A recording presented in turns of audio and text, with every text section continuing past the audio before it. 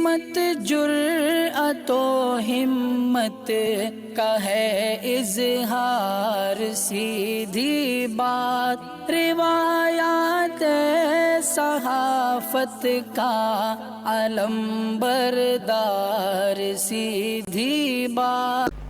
नाज़रीन गिरामी अस्सलामु अलैकुम वरहमतुल्लाहि वबरकातुहू। सीधी बात के ताज़ा तरीन प्राइम टाइम में आप लोगों का इस्तकबाल है। नाज़रीन गिरामी मैं अंसार अजीज़ नदवी इस वक्त आप लोगों के सामने कुछ अहम तरीन ख़बरें, कुछ वायरल वीडियोस और कुछ तनक़ीदी तज़किये लेकर के हाजिर हुआ। नाज़रीन गिरामी बेंगलुरु के बाद अब फिर से दिल्ली से ख़बर आ रही है हिजाब पर तनाज़े की स्कूल में। तो वहीं पर उडुपी की तालिबात को प्रैक्टिकल इम्तिहान देने से प्रिंसिपल ने मना कर दिया। देखिए किस तरह मुस्लिम तालिबात की तालीम खींच ली जा रही है। तो वहीं पर नाज़रीन गिरामी राजा भैया समेत 18 अफराद के ख़िलाफ़ मारपीट और SC/ST दफ़ा के तहत केस दर्ज करने की खबरें आ रही हैं, जो पोलिंग के दिन मारपीट हुई थी। यूक्रेन पर हमला होने के बाद जो कुछ हालात बने हुए हैं, हिंदुस्तानी तलबा ने कि अलग अलग वीडियो से बता रही है कि यूक्रेन पुलिस उन पर जुल्म व सितम कर रही है। बहुत सारी वीडियो से जो आपके सामने रखना है। इसके अलावा यूक्रेन को लेकर के मुख्तलिफ क्या फ़ैसले लिए गए हैं।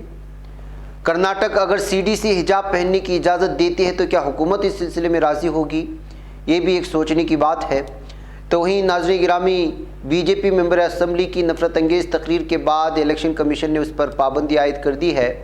रूसी हमले में तबाह हुआ दुनिया का सबसे बड़ा हवाई जहाज़ किस तरह से जो है तबाह कर दिया गया है, ये सारी चीज़ें मैं आप लोगों के सामने रखूँ। उससे पहले आप लोगों से दरख्वास्त है कि जिन अहबाब ने हमारे चैनल को सब्सक्राइब नहीं किया है कर लें, हमारी इन वीडियोस को दूसरों तक पहुंचाने में हमारी मदद करें, लिंक को शेयर करें। इदारे की मजबूती नाज़रीन गिरामी आप लोगों की मजबूती और जानते हैं कि आपको करना क्या है। नाज़रीन गिरामी हिजाब का तनाज़ा किसी रियासत में ख़त्म नहीं होता कि दूसरी रियासत में सर चढ़कर जो है वो हिजाब तनाज़ा बोलना शुरू कर देता है।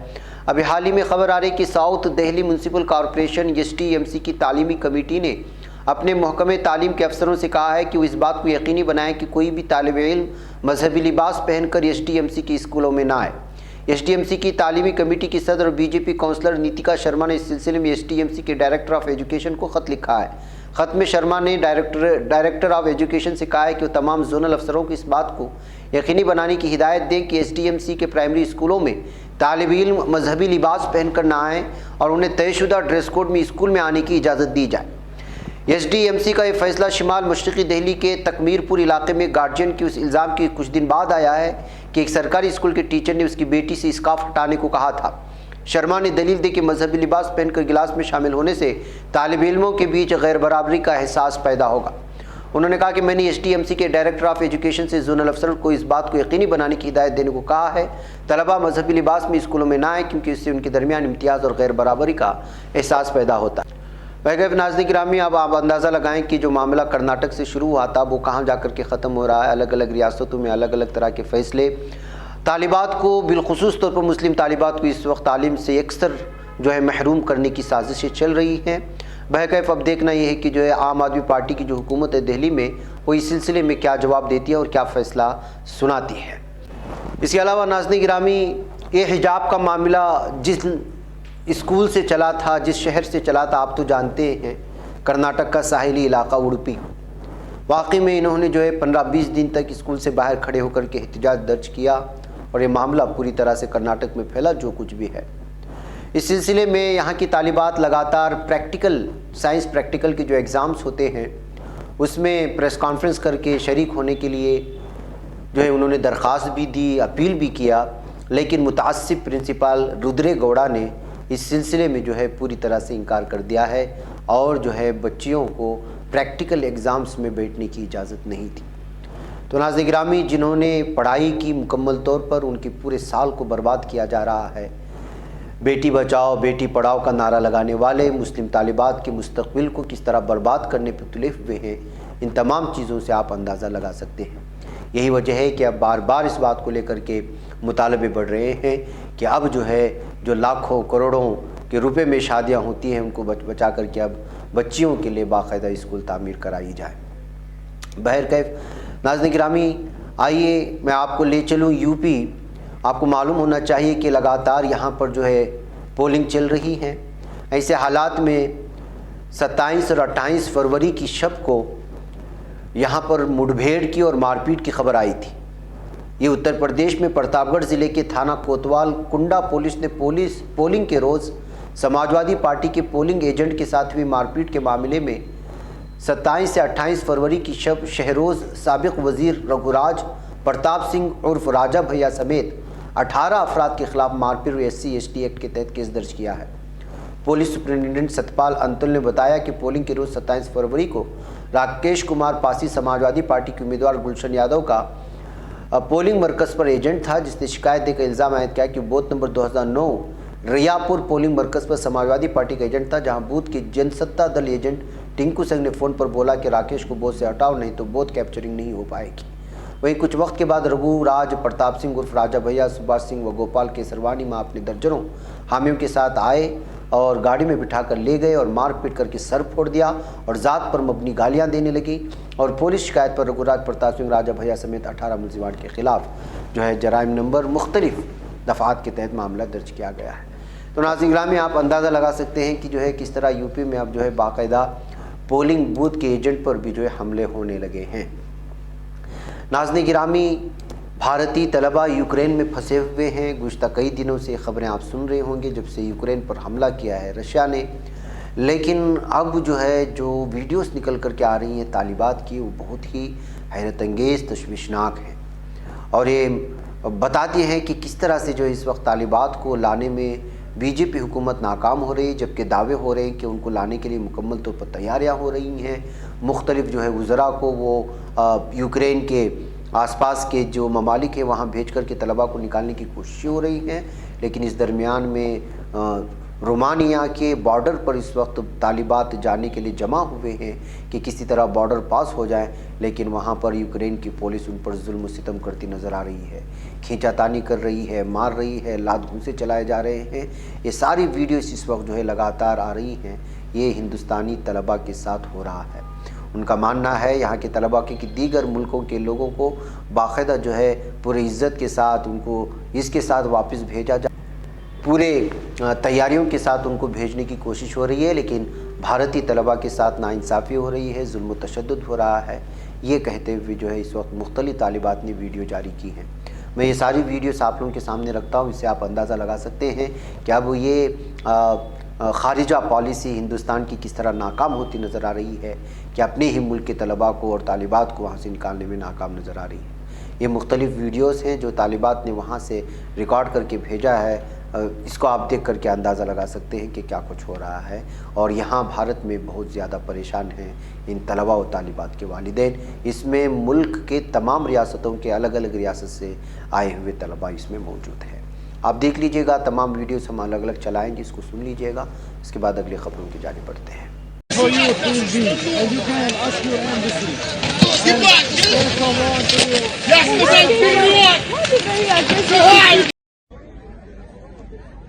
हेलो, हम लोग सब रोमानियन बॉर्डर पे खड़े हैं, रोमानियन यूक्रेनियन बॉर्डर पे। हम अभी Ukrainian side of the border है एंड यहाँ पे कुछ नहीं है। सारे बच्चे आप प्लीज देखिए यहाँ पे क्या सिचुएशन है। अराउंड 500 to 600 बच्चे हैं और अभी तक पर डे ये लोग 150 से ज्यादा किसी को इवैक्यूएट भी नहीं कर रहे हैं। ये लोग इतनी खराब सिचुएशन है। ये लोग यूक्रेनियंस को बहुत प्रेफर कर रहे हैं, यूक्रेनियंस को भी प्रेफरेंस दे रहे हैं। इंडियंस को 1 या 2 निकाल रहे हैं एट अ टाइम और उसके 10 मिनट बाद के इंटरवल पे निकाल रहे हैं। एंड यहाँ पे यूक्रेनियंस को इतना हाई निकाल रहे हैं, मतलब इतना ज्यादा यूक्रेनियंस को एक साथ निकाल रहे हैं। दूसरा हम लोग रात कुछ बच्चे तो शाम 4 बजे से आ रखे हैं, कल शाम 4 बजे से, और कुछ बच्चे रात 11-12 बजे के हैं और अभी तक पूरी रात -5 डिग्री सेल्सियस में उन्होंने काटी है। यहाँ पे कोई कैंप्स नहीं है, यहाँ पे कुछ एरिया आप देख सकते हैं कि कुछ कैंप नहीं है, कोई एरिया नहीं है। यहाँ पे बच्चे फेंट हो रहे हैं, बच्चे गिर रहे हैं बिकॉज उन्होंने कुछ खाया नहीं है, कुछ पिया नहीं है and they are being drained of energy and everything। And आप देख सकते हैं एम्बुलेंस तक की बुलानी पड़ रही है। और इंडियन एम्बेसी या किसी ने भी कोई एक डिप्लोमेट या कोई एक ऑफिशियल नहीं है जो यहाँ पे हम बच्चों को वहाँ से निकालें या एटलीस्ट हमें इवैक्यूएट करने में इजी हो, क्योंकि इतने सारे बच्चे इजीली इवैक्यूएशन नहीं हो सकता है। There should be some legal authority who should be responsible for this. और आप ये देखो पूरी रात काटे हैं। और ये भी नहीं है कि इवैक्यूएशन इजी है। आप देखो, अब ये देखिए, हम बच्चे यहाँ पे धक्का मुक्की हो रही है क्योंकि बच्चों को बॉर्डर क्रॉस करना है, और धक्का मुक्की के होने के बाद ये लोग फायर भी कर रहे हैं, ओपन फायर कर रहे हैं। आप सोच सकते हैं ऑलरेडी बच्चे वॉर के सिचुएशन से पैनिक है, ये ओपन फायर करके उनको डरा रहे हैं, लात मार रहे हैं जस्ट बिकॉज उनको यूक्रेनियंस को निकालना है और इंडियंस को प्रेफरेंस नहीं मिल रहा है। और even spread paper spray on people's eyes. The situation is very critical. No official is taking any action. There is no diplomat or no legal authority.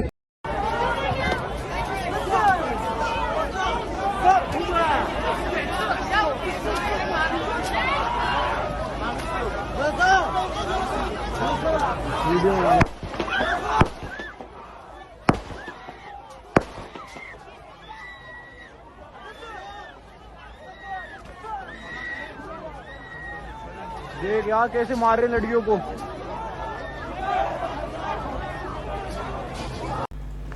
नाज़रीन गिरामी, हिजाब मामले में कर्नाटक हाईकोर्ट के चीफ जस्टिस की बेंच ने 11 दिनों तक जारी समाअत के दौरान हुकूमत को सख्त फटकार लगाई।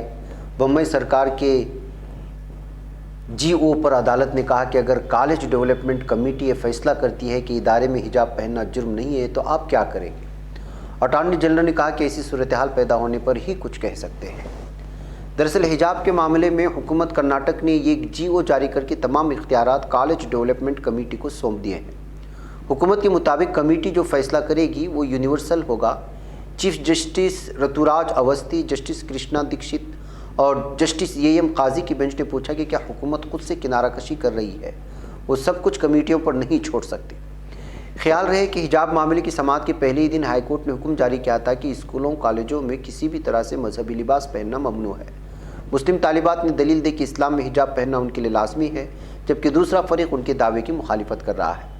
चीफ जस्टिस मामले की शुरुआत से सख्त मौक़िफ़ इख्तियार किए हुए थे। पहले ही दिन उन्होंने दरख्वास्त गुजारों से कहा कि आप लोग इस तरह के मजहबी झंझट में ना पड़े, हम सबको ऐसा करने से रोक रहे हैं। कॉलेज का माहौल अलग होता है, वहाँ मजहबी लिबास पर झगड़ा सरासर गलत है।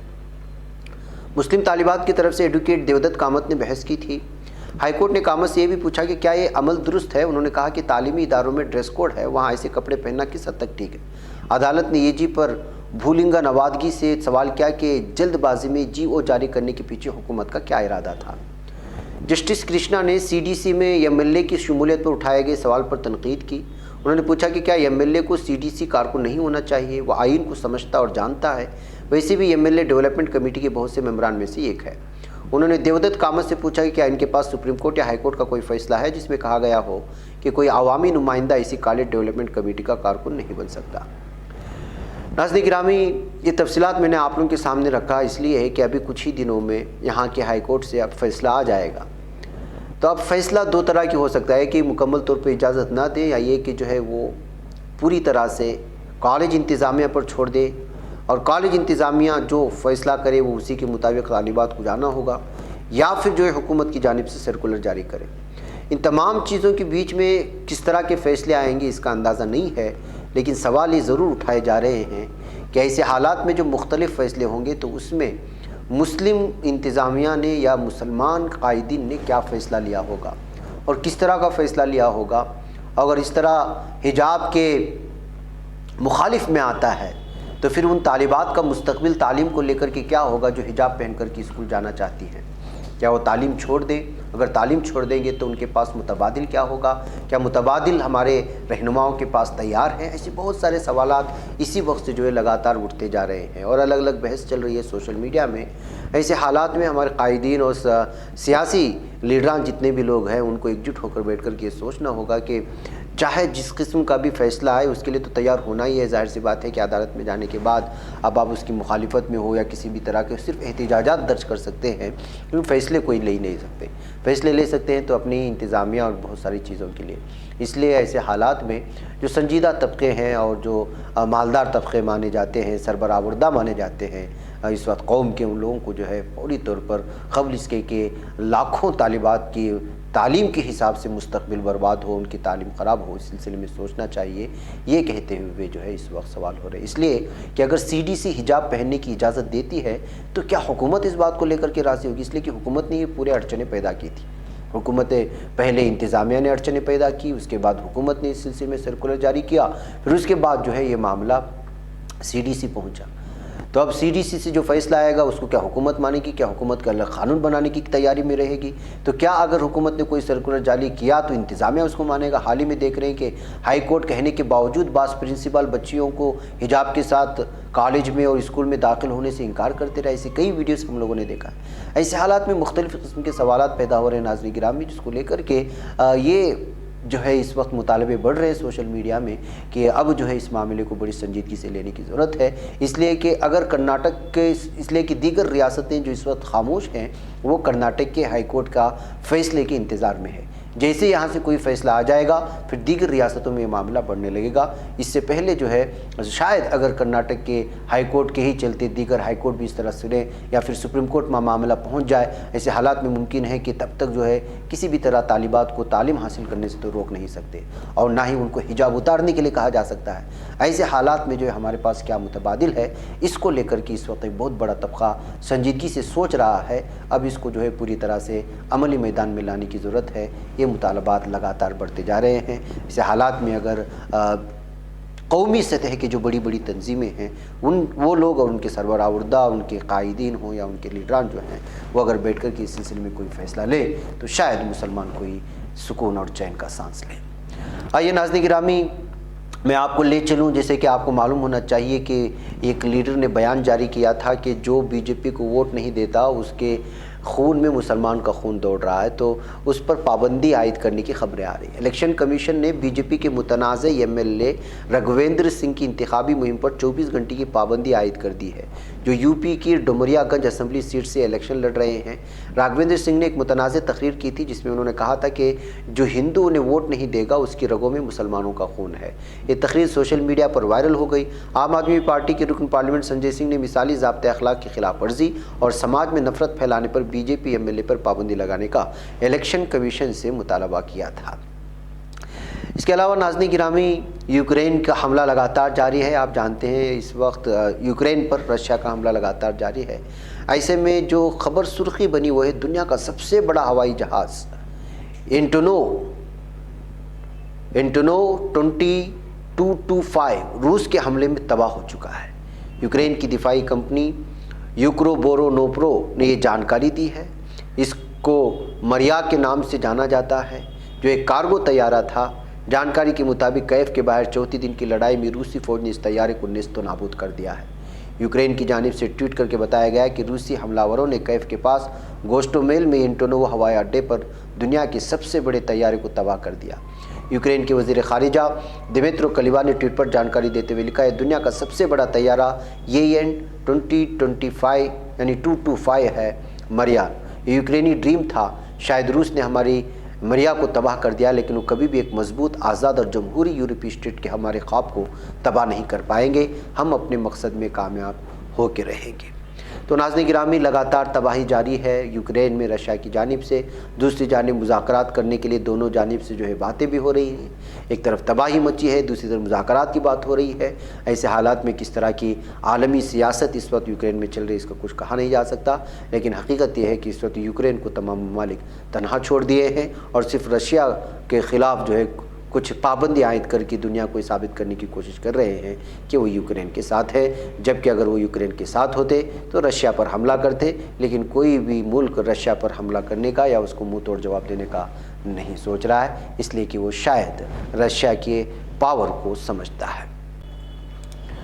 नाज़रीन गिरामी, आइए एक वीडियो में आपको बताना चाहता हूँ कि संजय सिंह जो आम आदमी पार्टी के लीडर हैं, वो बीजेपी किस तरह मुसलमानों के नाम पर पूरी हिंदू बरादरी को धोखा देते हैं वो समझाने की कोशिश कर रहे हैं। उनकी इस वीडियो को बहुत ज़्यादा शेयर भी किया जा रहा है, उन्होंने हकीकत भी बयान की है। मैं चाहता हूं कि आप उस वीडियो को सुने और दूसरों तक पहुंचाने की कोशिश करें। मुझे इजाज़त दें और आपसे अस्सलाम वालेकुम रहमतुल्लाहि व बरकातहू। आपको कहते हैं बेरोजगारी से तुमको मारेंगे, नौजवानों बोलना मत, हम मुसलमानों से लड़ रहे हैं। तुमको दौड़ा दौड़ा के घसीट घसीट के प्रयागराज के हॉस्टल से, जूते से, लात से, लाठियों से, बर्बरता से पीटेंगे, लेकिन नौजवानों एक भी शब्द मत बोलना, हम मुसलमानों से लड़ रहे हैं। कोरोना की महामारी में शमशान में लकड़ियां नसीब नहीं होंगी, तुमको दवा भी नहीं मिलेगी, ऑक्सीजन भी नहीं मिलेगी और तुमको बेड का इंतजाम भी नहीं होगा।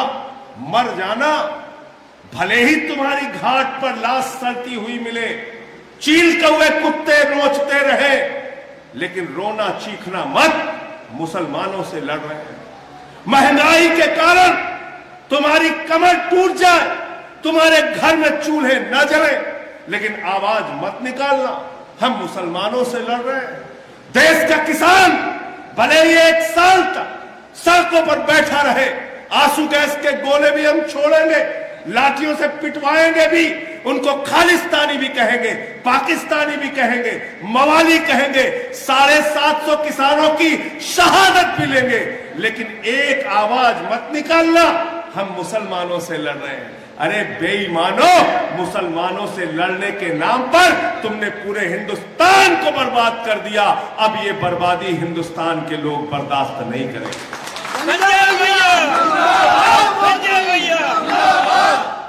समझ में आया कि नहीं आपको?